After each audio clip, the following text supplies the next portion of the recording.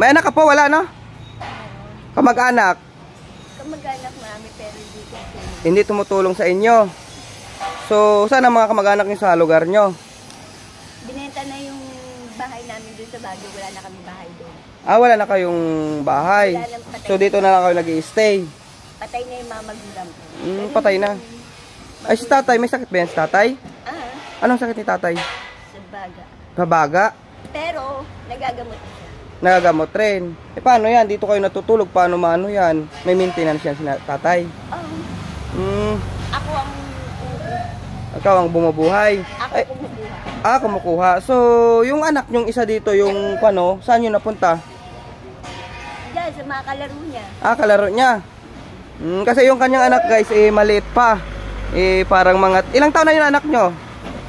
Ilang taon na? Ayan. 15. 15 years Pero old. nag-aaral yan ALS. Okay. Tapos sa Kristal sa simbahan sa Biolaga. Sige po, at malay mo na may tutulong sa atin.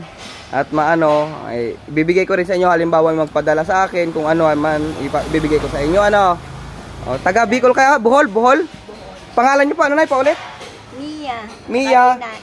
Mia ano? Kasal na kami. O, ano po pangalan niyo? Diaz.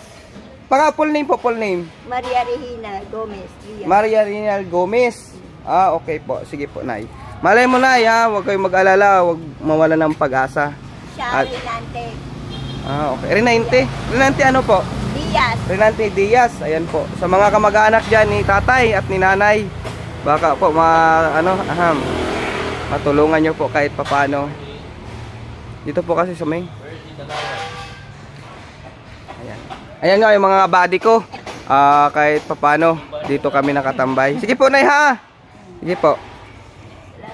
Sige po. Ayan mga body ko.